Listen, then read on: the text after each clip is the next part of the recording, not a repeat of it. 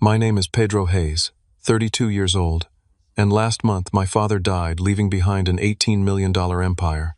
At the reading of the will, my brothers Marcus and Dominic inherited everything: mansions, yachts, cars, while I received only a dusty envelope. Their mocking laughter still rings in my ears as I walked out clutching that pathetic inheritance. Alone in my apartment that night, I finally opened it. Inside was a single sheet of paper with a bank account number and one line: "This is for the child who was never supposed to exist." Before I tell you what happened next, drop a comment where you're watching from, hit like and subscribe if you want to hear how I went from outcast to the one person my brothers now desperately need. Growing up in the Hayes family mansion always felt like living in someone else's dream. My earliest memories are fragments of luxury that never quite felt like they belonged to me. The sprawling Connecticut estate, with its manicured gardens and indoor pool, was an impressive backdrop to a childhood marked by emotional distance.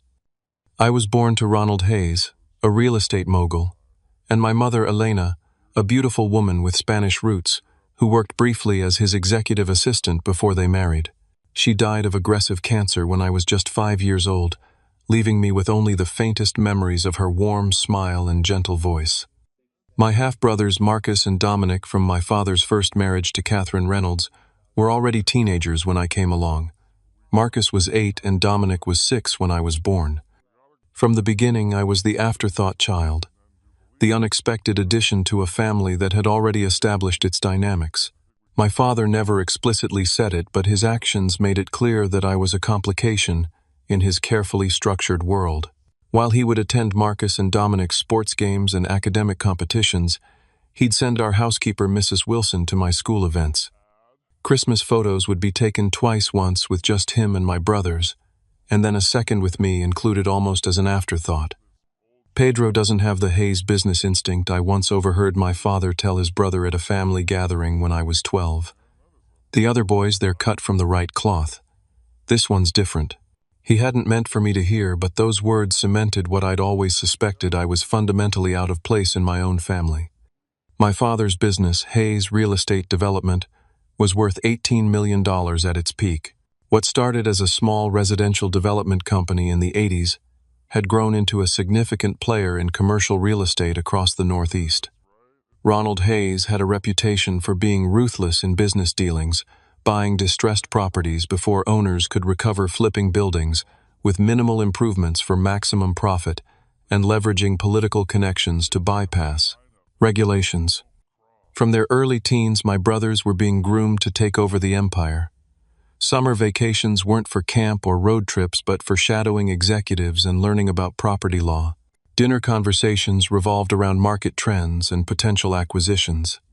Meanwhile, I was often told to eat in the kitchen with Mrs. Wilson because the men were talking business.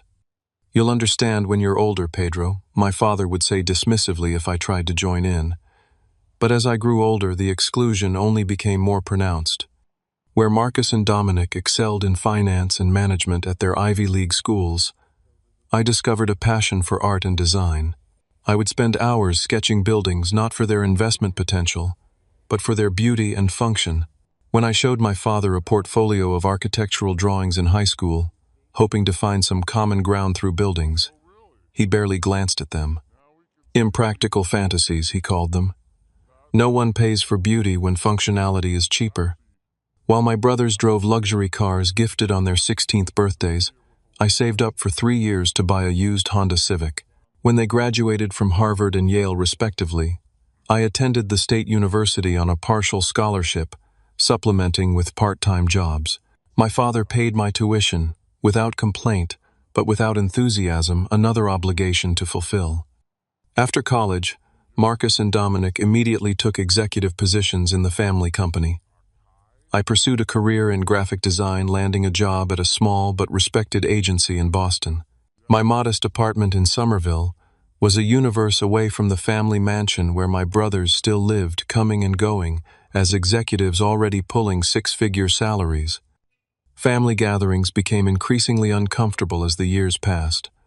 My brothers' wives, Stephanie and Rebecca, were perfectly matched to the Hayes image, with their designer clothes and country club memberships. They would make small talk with me that barely disguised their condescension. "How's the drawing going, Pedro?" Stephanie would ask, never remembering that I worked in digital design, not illustration. Still, at that little arts company, Rebecca would follow up, emphasizing little with practiced precision. My father's health began declining 3 years ago. A heart attack followed by complications from diabetes left him increasingly frail. As his mortality became more evident, I made genuine attempts to reconnect, visiting the mansion weekly despite my brother's thinly veiled annoyance at my presence. During one of my last visits, my father called me into his study alone, something that had never happened before. He looked older than his 70 years, sunken into his leather chair behind the massive mahogany desk. "You turned out different than I expected," he said, studying me with unfamiliar intensity. "I know I've been a disappointment," I began, but he waved his hand dismissively. "Different isn't always what you think." He pulled out a small key from his desk drawer, turning it over in his fingers before returning it without explanation. Sometimes the unexpected has its own purpose. I left that day feeling confused, but somehow hopeful that perhaps my father had finally seen me as something more than an obligation. 2 weeks later, he was gone, a final heart attack taking him in his sleep. And with his passing, the true nature of my place in the family was about to be revealed in ways I could never have anticipated. My father's funeral was exactly what you'd expect for a man of his stature: elaborate, formal, and more about business connections than genuine grief.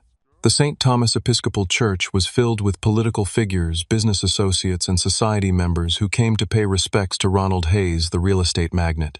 Black luxury cars lined the street for blocks, and floral arrangements worth thousands of dollars flanked his mahogany casket. I stood at the back during the service, watching my brothers greet mourners with practiced solemnity in their perfect black suits. They looked like carbon copies of our father in his younger days, tall, broad-shouldered, with the same steel-gray eyes and commanding presence. I had inherited my mother's slighter build and warm brown eyes, another visible reminder of my outsider status. Marcus and Dominic both delivered eloquent eulogies about our father's business acumen and legacy. No one had asked me to speak. In fact, when the funeral director had initially approached me, assuming I would want to say something, Marcus had quickly intervened. "The family has decided on just 2 speakers," he said smoothly, placing subtle emphasis on family in a way that somehow excluded me from it. Throughout the reception at the mansion afterward, I caught snippets of conversation about the inheritance. "The old man was worth at least $20 million, one of father's golf buddies remarked to another. "Those boys are set for life." No one approached me except to offer perfunctory condolences.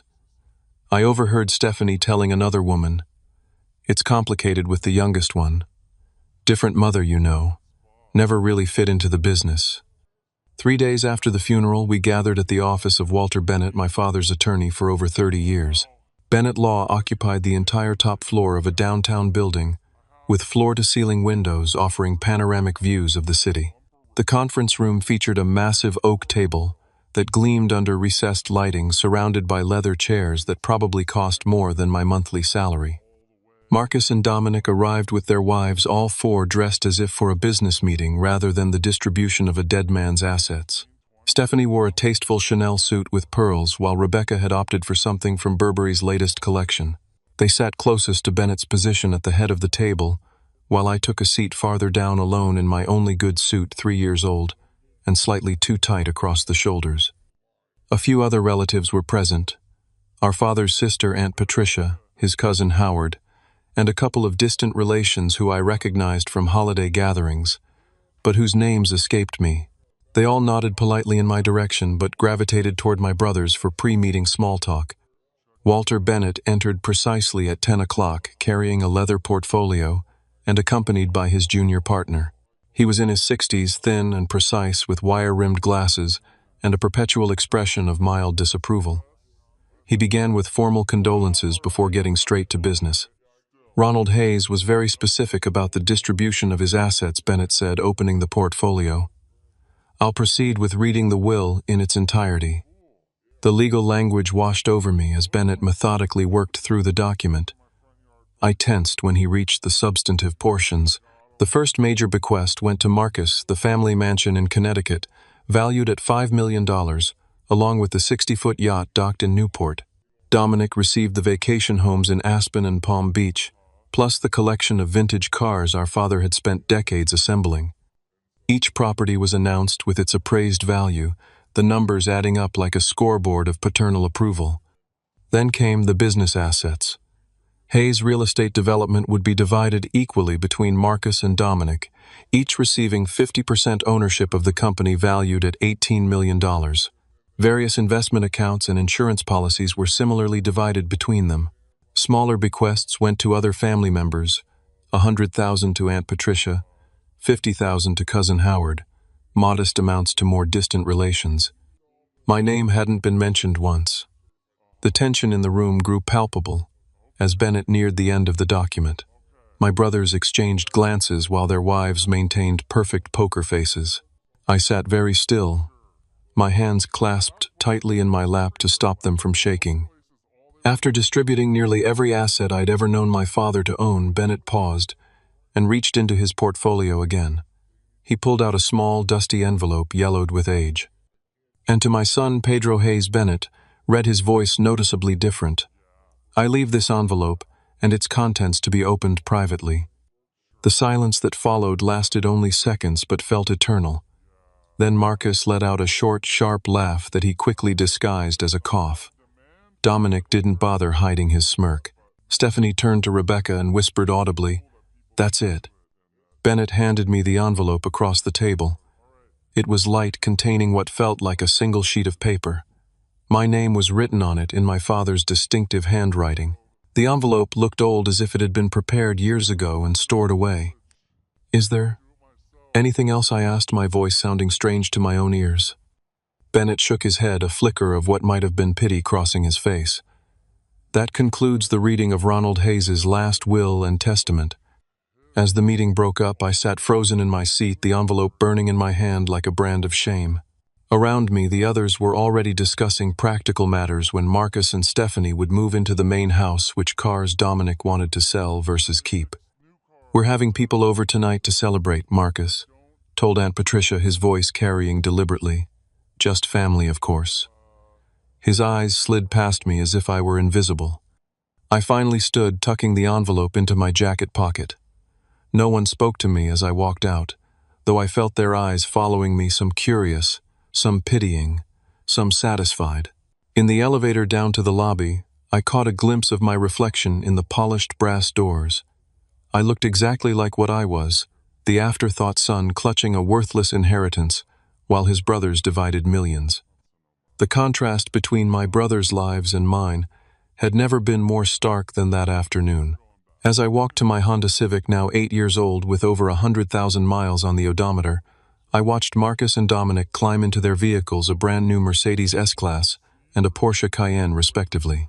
They pulled out of the parking garage without a backward glance, already living in their enhanced futures, while I was left with nothing but questions. The drive to my apartment was a blur of conflicting emotions. Anger, humiliation, and grief swirled together into a toxic mixture that made my hands shake on the steering wheel. Traffic crawled through downtown, giving me unwanted time to replay every moment of the will, reading every smirk and whispered comment. My apartment stood in stark contrast to the wealth I'd just witnessed being distributed. A one-bedroom unit in a converted triple-decker in Somerville, it was clean and functional, but decidedly modest. Rent consumed nearly half my monthly salary as a graphic designer. The furniture was a mix of IKEA and second-hand pieces I'd refinished myself. My proudest possession was my computer setup, dual monitors, and a high-end graphics tablet I'd saved for months to purchase. I tossed my keys on the kitchen counter and pulled out the envelope, setting it down as if it might bite. For hours, I couldn't bring myself to open it. I microwaved leftover pasta for dinner, tried to distract myself with design work, even attempted to watch a documentary on Netflix. All the while, the envelope sat on my coffee table, my father's final communication to his least favored son. Around 11 that night, I finally poured myself 2 fingers of Jameson, a bottle I reserved for special occasions, though this hardly qualified as celebration, and sat down with the envelope. The paper was thin and slightly brittle with age. Carefully, I broke the seal and removed a single sheet of paper. The note contained a string of numbers that appeared to be a bank account, followed by a sort of international routing code I didn't recognize. Below it, in my father's precise handwriting, was a single line. "This is for the child who was never supposed to exist." I read the words over and over, each repetition feeling like a fresh slap. Not only had my father left me nothing of value, his final message confirmed what I'd always suspected, that I had been unwanted.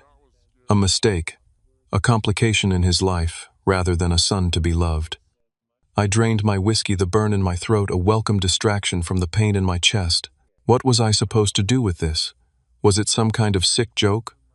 A bank account with nothing in it, paired with a final reminder of my status as the unwelcome child. After another hour of alternating between anger and despair, curiosity finally won out. The account number had an international prefix I vaguely recognized from my limited knowledge of banking.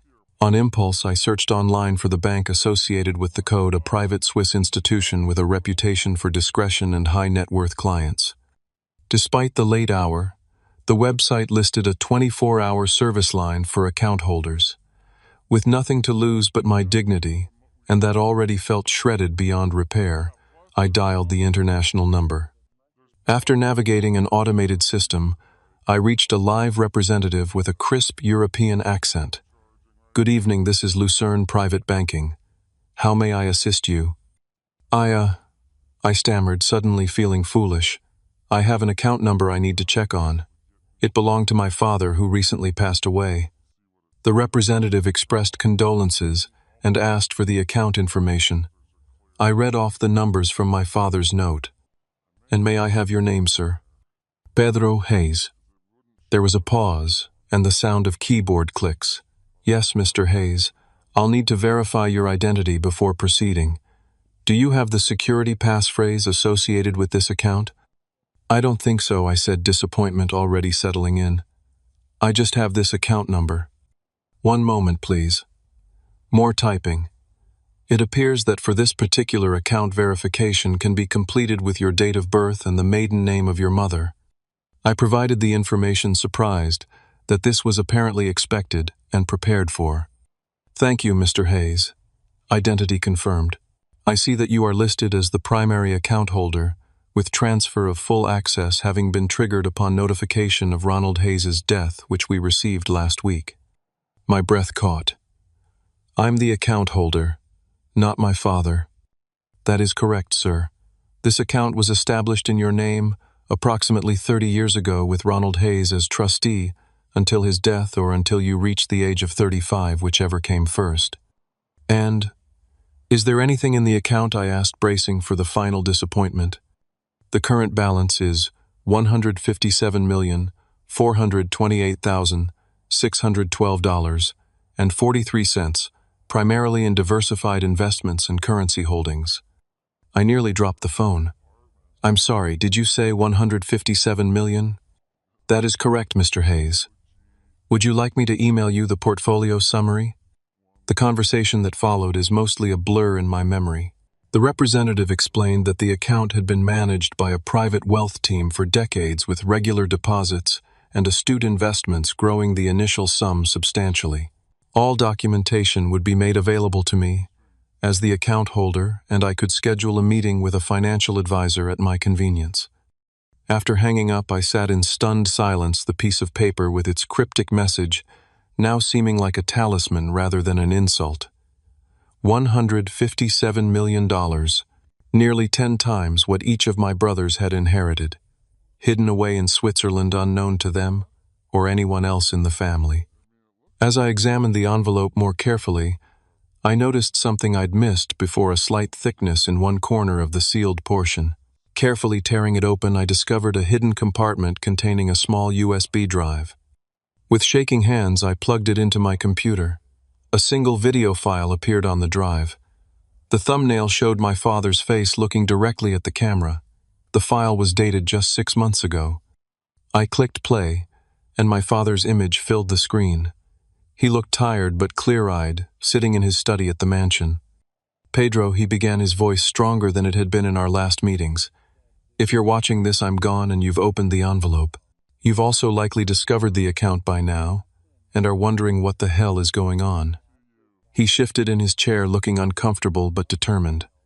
"The truth is something I've kept from everyone for your entire life. "You are not my biological son." The words hit me like a physical blow. I paused the video, needing a moment to process before continuing. When I pressed play again, my father, or the man I'd always thought was my father, continued. "Your mother Elena worked for me, yes, but she was already involved with someone else when we met my former business partner, James Reynolds. Their affair continued even after she and I married. When she became pregnant, I had suspicions, but I didn't confirm them until after you were born." He took a sip from a glass of water before continuing. "Reynolds was brilliant with international investments. We had built several offshore holdings together before our partnership dissolved. When I discovered his betrayal with Elena, I implemented a plan that took years to execute. I systematically took control of his overseas assets, using legal maneuvers and some methods that weren't entirely above board. The money in that Swiss account, it was originally his." My father's expression hardened. "Reynolds died in a boating accident when you were 3 years old. Elena never knew I had discovered their affair, and she passed away still believing I was in the dark. I raised you partially out of obligation to her memory, but also as the final move in a game Reynolds and I had played for years. His son living under my roof, bearing my name, but never truly part of my legacy." The revelation was dizzying. Not only was I suddenly wealthy beyond imagination, but the man I'd spent my life trying to please wasn't even my father. The distant treatment, the fundamental difference between myself and my brothers, suddenly everything made a terrible kind of sense. "I never planned to tell you any of this," my father continued on screen. "The money was going to remain hidden, my final victory over a man who betrayed me. But as I've grown older and faced my own mortality, I've realized something unexpected." He leaned closer to the camera. "You're nothing like me, Pedro. You never were. But you're also not much like Reynolds either, from what I knew of him. You've become your own man despite growing up in the shadow of the Hayes name and fortune. There's a quiet integrity to the way you've built your life on your own terms that I've come to respect, however grudgingly." His expression softened slightly. "So I've made a decision. Reynolds' money should go to his son, you. Consider it belated child support, if you will. The Hayes fortune goes to Marcus and Dominic, who are cut from the same cloth as me, for better or worse. But you get something they'll never know about, unless you choose to tell them." He picked up a folder from his desk. "In here are all the documents you'll need. Legal proof of your parentage. The original account, establishment papers, everything. It's all legally airtight. The money is yours, free and clear." As the video neared its end, my father, Ronald Hayes, looked directly into the camera one last time. "I wasn't a father to you, Pedro. I don't expect forgiveness for that. But perhaps this final act can serve as some form of atonement. The child who was never supposed to exist has outlived both his fathers now. What you do with that existence is entirely up to you." The screen went black, leaving me alone in my apartment with a truth that had rewritten my entire life story in the span of 15 minutes. The revelation of my true parentage sent me into a spiral of research and reflection. My father's, Ronald's, video confession had been brief but loaded with implications that I needed to understand fully. Over the next few days, I barely slept as I pieced together the story of James Reynolds, the man who had apparently given me life, but never had the chance to be my father. In the video, Ronald had mentioned additional documents, and indeed, the USB drive contained a folder with scanned copies of birth certificates, DNA test results, financial records, and legal documents. The physical originals, according to a text file, were in a safe deposit box at First National Bank downtown, accessible with the key that had been in the envelope. The DNA test was particularly jarring, conducted secretly when I was a toddler, showing conclusively that Ronald Hayes and I shared no genetic material. Another document showed that my birth certificate had been altered. The original listed James Reynolds as my father, but a later version showed Ronald Hayes instead. The most disturbing revelation came in the form of a police report about James Reynolds' death. The boating accident Ronald had mentioned so casually had occurred under suspicious circumstances. Reynolds' yacht had sunk off the coast of Maine during mild weather with mechanical failure cited as the cause.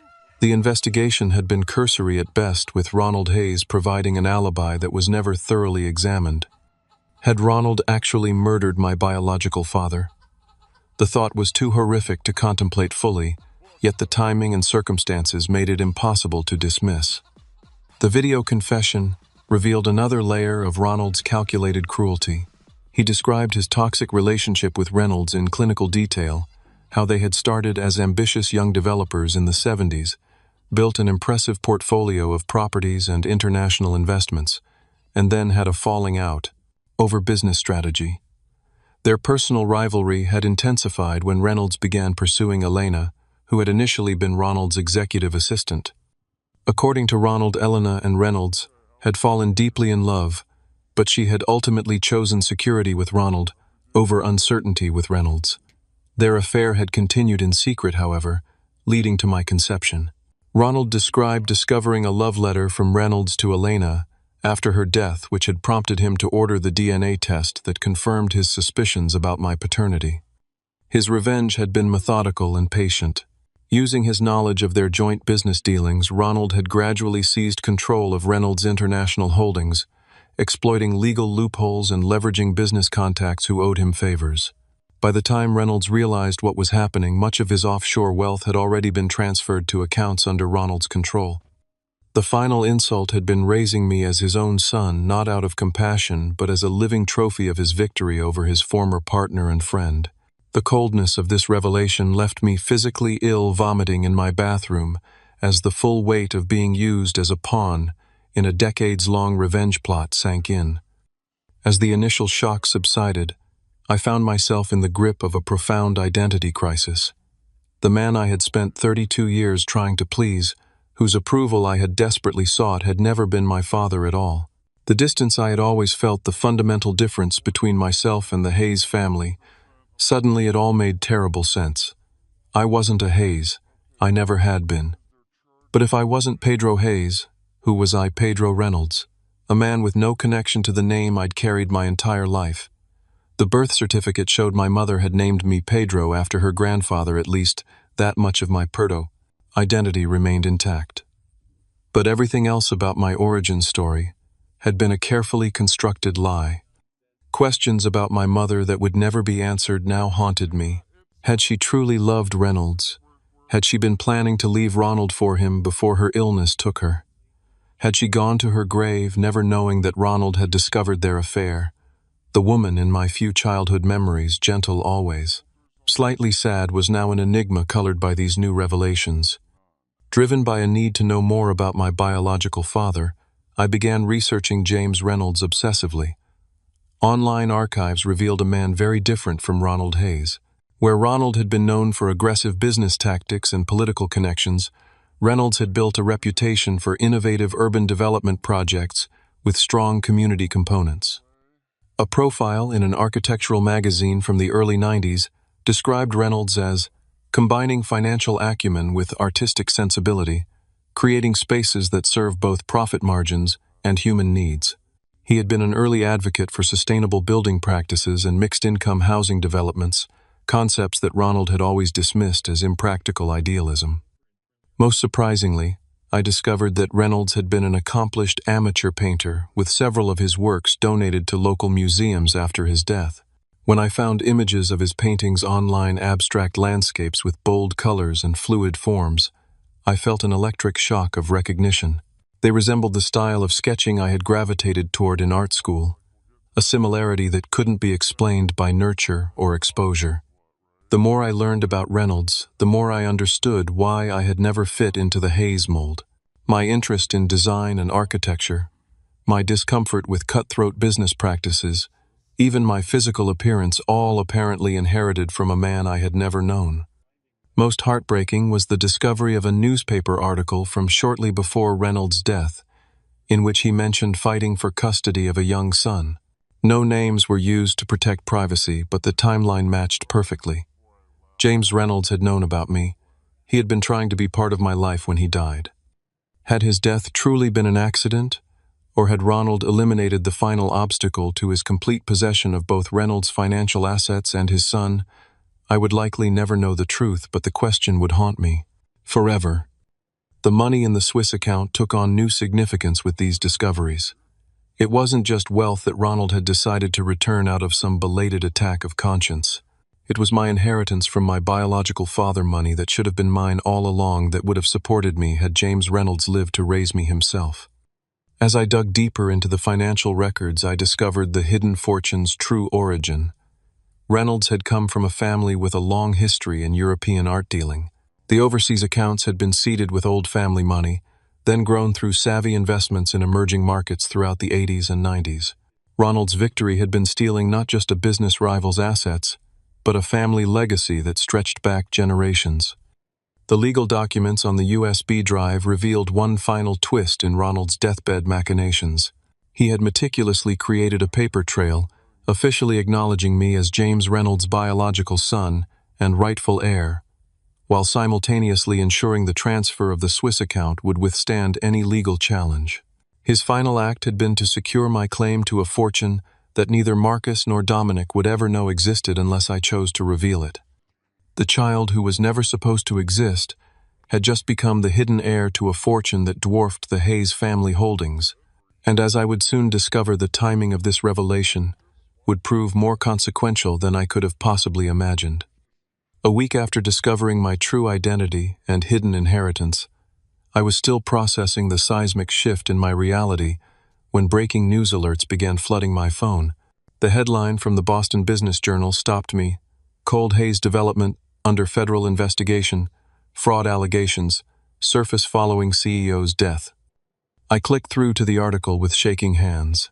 According to multiple sources, Hayes Real Estate Development was facing a massive fraud investigation related to misrepresented assets, tax evasion, and potential investor deception spanning the past 5 years. The article noted that the investigation had been ongoing for months, but accelerated following Ronald Hayes' death, when certain protected documents became accessible to investigators. The company's stock, which had been publicly traded since the early 2000s, was in freefall. Investors were panicking, business partners distancing themselves, and the financial media was having a field day speculating about the extent of the alleged fraud. Buried in the third paragraph was the revelation that sent a chill down my spine. Financial experts estimated the company's actual value at less than a quarter of its reported $18 million valuation. My brothers had inherited a mirage, a company built on falsified records and financial manipulation that was now crumbling before their eyes. Further research revealed the extent of Ronald's deception.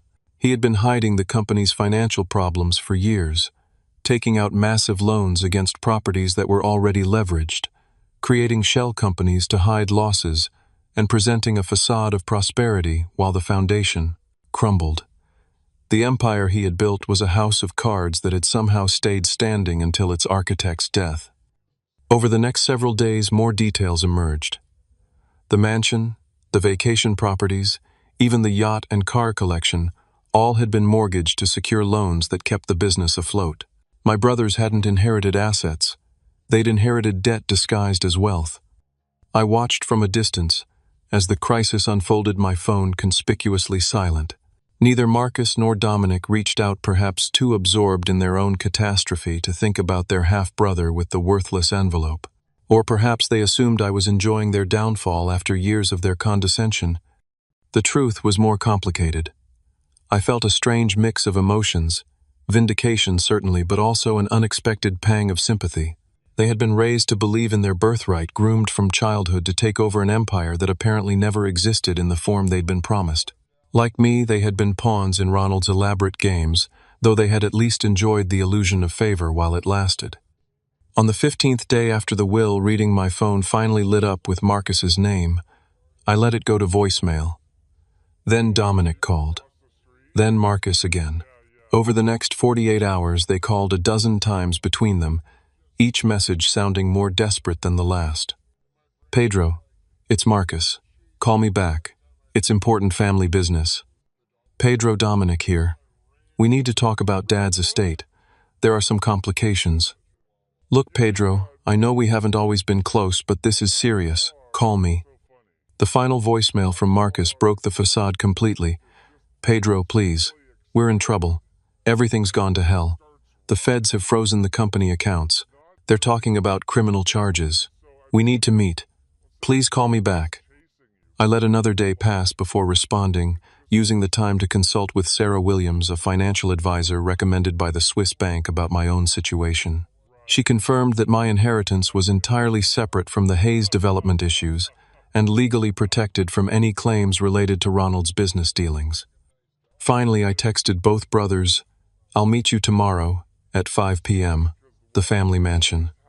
The property that had once been the crown jewel of the Hayes empire looked subtly different when I arrived the next day.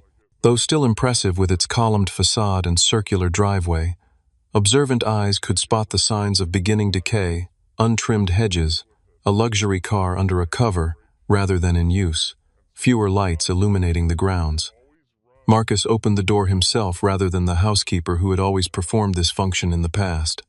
The change was jarring, as was his appearance. Always meticulously groomed, my oldest brother now sported several days of stubble and deep circles under his eyes. His designer shirt was wrinkled, his hair uncombed. "You came," he said, relief evident in his voice. "Thank you." He led me to our father's study where Dominic waited. My middle brother looked equally disheveled, pacing nervously in front of the fireplace where a portrait of Ronald Hayes still hung overlooking the room like a disapproving ghost. The room felt different, too emptier somehow. I noticed subtle gaps on the bookshelves, where valuable first editions had stood vacant spots on the walls, where small but significant artworks had hung. They were already liquidating assets. Pedro Dominic nodded, gesturing to a leather chair. "Thanks for coming." I sat, saying nothing, waiting for them to explain why they had summoned me after weeks of silence. The brothers exchanged glances, some unspoken communication passing between them before Marcus took the lead. "I'm sure you've seen the news," he began, sitting heavily behind what had been our father's desk. "The company is in trouble."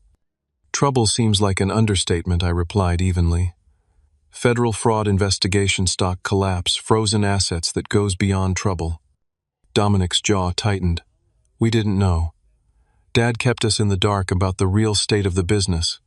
We've been working 18-hour days trying to untangle this mess since the feds showed up. The mansion, the properties, the cars, everything's leveraged to the hilt." Marcus continued, running a hand through his disheveled hair. "There's nothing left but debt.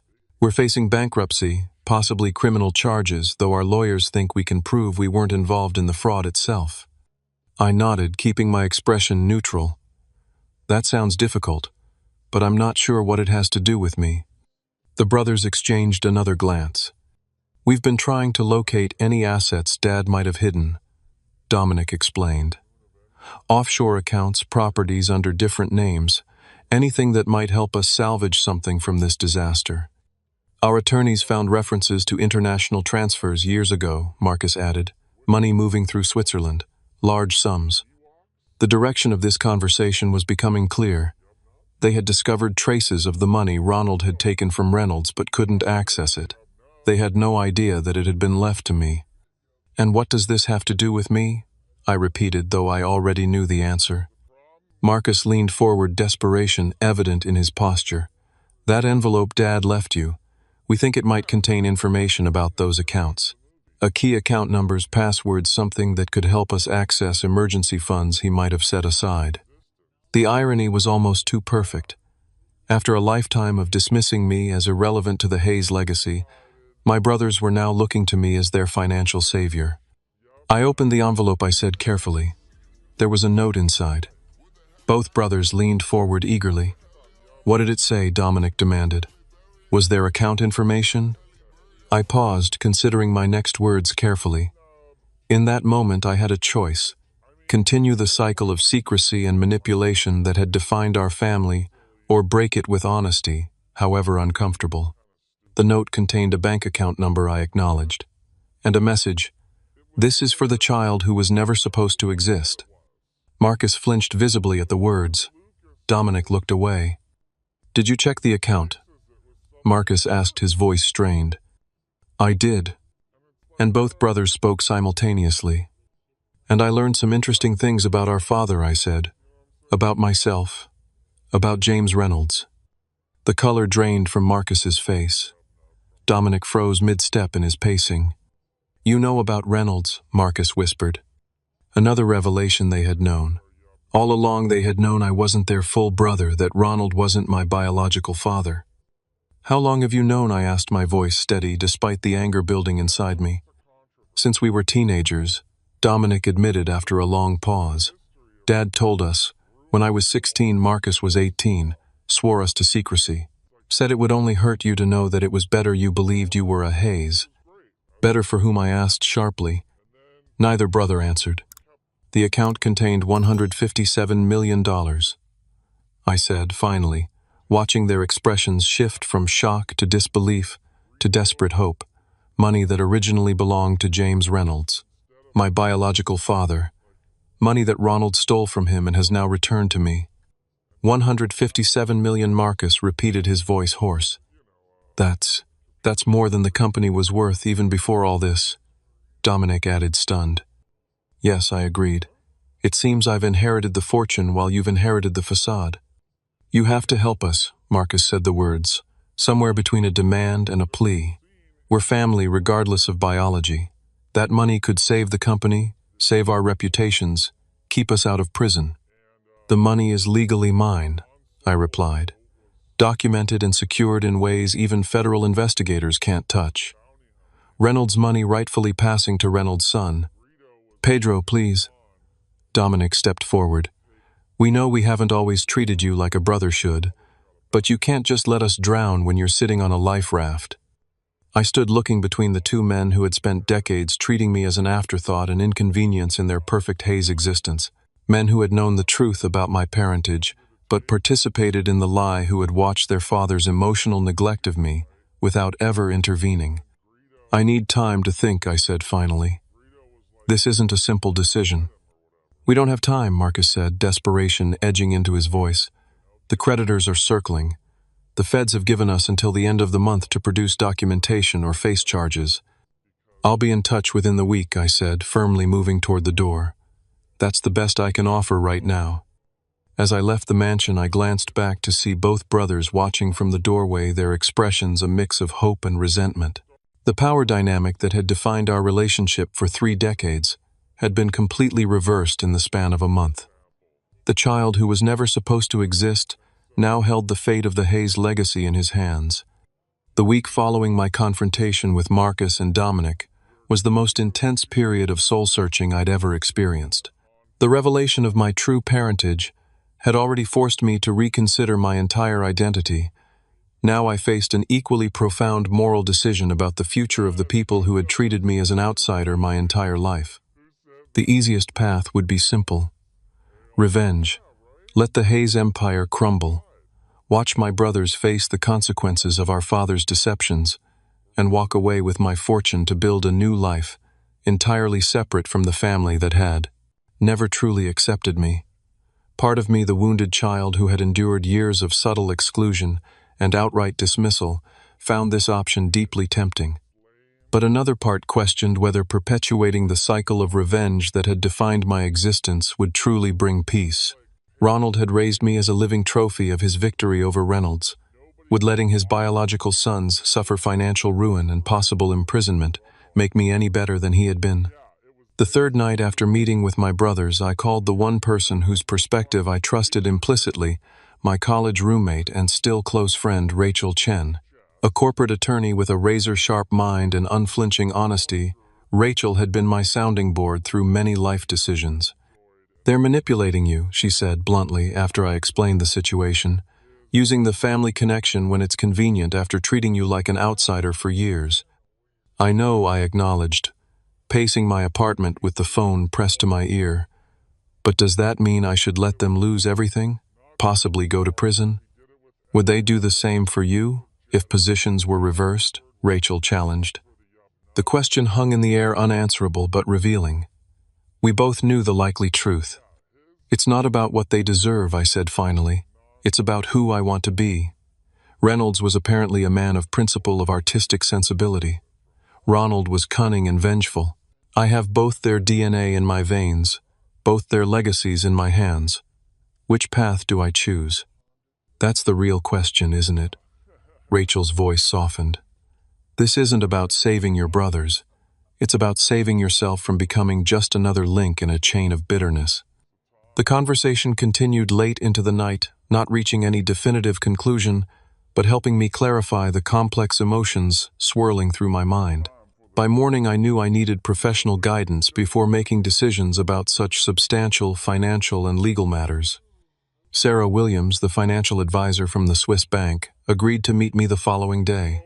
In her mid-50s, with a calm demeanor and 25 years of experience in wealth management, she listened carefully as I outlined the Hayes development situation and my brother's request. From a purely financial perspective, investing in a company under federal investigation would be extremely risky, she advised. Even if you wanted to help your brothers, simply handing over money would likely result in it being seized or lost in legal proceedings. What alternatives might exist? I asked. Sarah considered for a moment. You could potentially establish a separate entity to purchase selected assets from Hayes Development Properties that still have actual value once the leverage is accounted for. This would provide some capital for your brothers to address their immediate legal issues while protecting your own interests. She outlined a strategy that would allow me to help without simply throwing money into a black hole. It would require careful legal structuring and due diligence to ensure I wasn't inadvertently taking on liability for Ronald's fraudulent activities. The next day, I met with Julian Parker, an attorney specializing in corporate restructuring. He confirmed Sarah's assessment while adding important legal considerations. The Hayes employees are the forgotten victims here, Julian pointed out. Hundreds of people who had nothing to do with the fraud are about to lose their livelihoods because of your father's actions. Any restructuring could potentially save those jobs while still holding the appropriate parties accountable. This perspective shifted something in my thinking.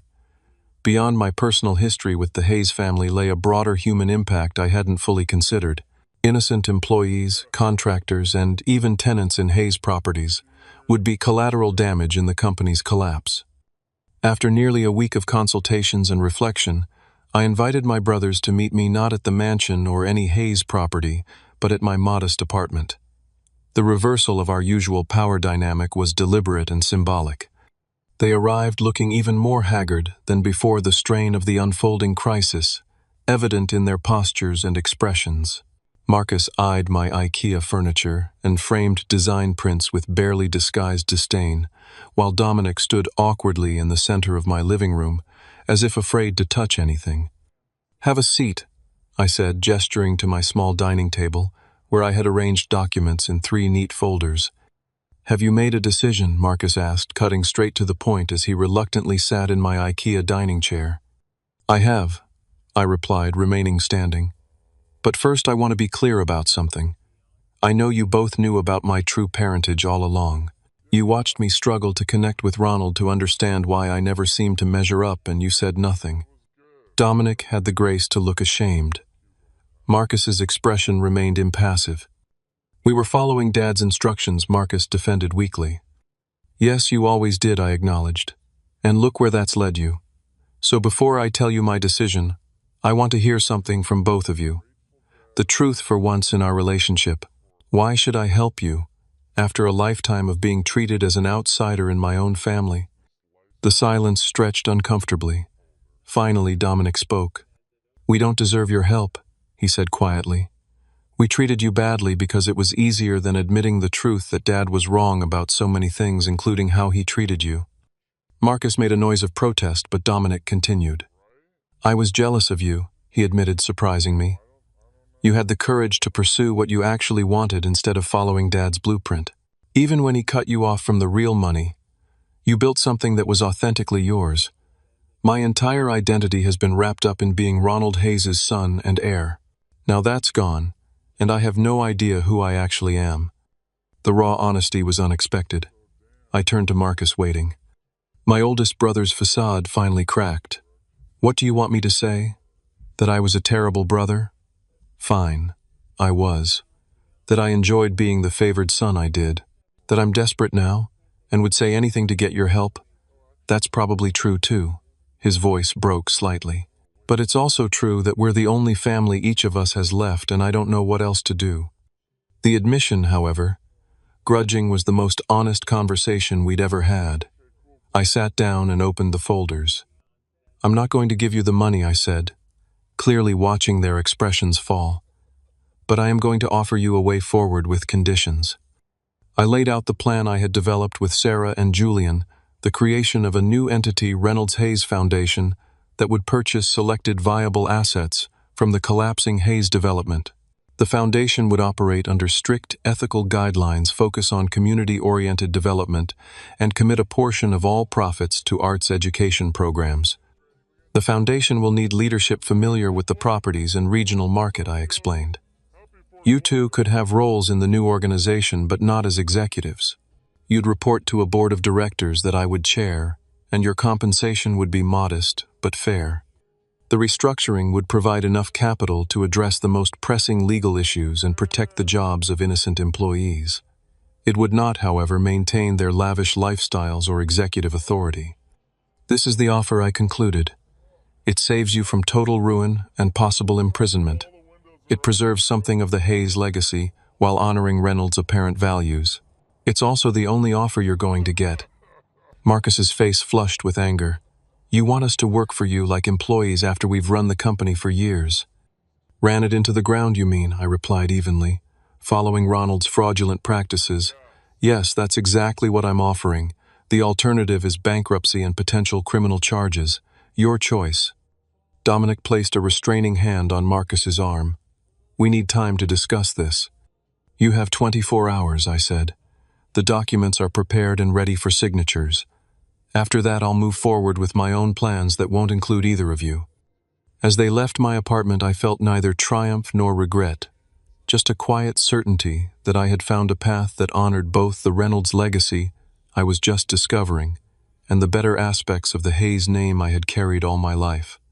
The next day, I received a text from Dominic. We accept your terms. The transformation had begun not just of Hayes' development into something new, but of my own identity as well. The child who was never supposed to exist was creating a future that neither of his fathers could have imagined. 3 years have passed since that fateful night when I opened a dusty envelope and discovered the truth about my origins. The journey since then has transformed not only my external circumstances, but my understanding of family legacy and my own identity. The Reynolds Hayes Foundation has emerged from the ashes of Hayes development as something entirely new. The transition wasn't smooth. Untangling Ronald's web of financial deception took months of forensic accounting and legal negotiations. Federal investigators ultimately brought charges against my father, posthumously clearing the way for a restructuring that protected innocent employees while holding the appropriate parties accountable. True to my conditions, Marcus and Dominic took positions within the new organization, though not as executives. Marcus initially struggled with his reduced status, his resentment palpable in early board meetings. Dominic surprisingly adapted more readily, seeming almost relieved to be freed from the pressure of executive decision-making. He's found unexpected fulfillment in project management, overseeing the restoration of historic properties that the foundation has committed to preserving. The foundation now operates with a dual mission: profitable but ethical real estate development, paired with significant community investment. 20% of all profits fund arts, education programs in underprivileged communities, a tribute to James Reynolds' apparent values. The Hayes name remains, acknowledging the complicated history rather than erasing it, while the Reynolds addition honors the biological legacy I've only recently begun to understand. My personal transformation has been equally profound. I moved from my Somerville apartment to a comfortable but modest home in Cambridge, a far cry from the Hayes mansion, but a space that reflects my values and aesthetic sensibilities. The majority of my inheritance remains carefully invested, with significant portions directed toward philanthropic causes that speak to both my background in design and my newfound commitment to addressing inequality. I left my graphic design job to pursue an education in architectural preservation, combining my artistic inclinations with a newfound interest in the built environment, perhaps an echo of both my father's influences channeled in a direction uniquely my own. I've opened a small gallery that showcases emerging artists, providing space for voices that might otherwise go unheard in the commercial art world. Perhaps the most meaningful aspect of my journey has been the reconciliation with my past. I visited the graves of both my mother and James Reynolds, placing flowers and sitting in quiet contemplation of the complex circumstances that brought me into existence. At Elena's grave, I left forgiveness for the secrets she kept.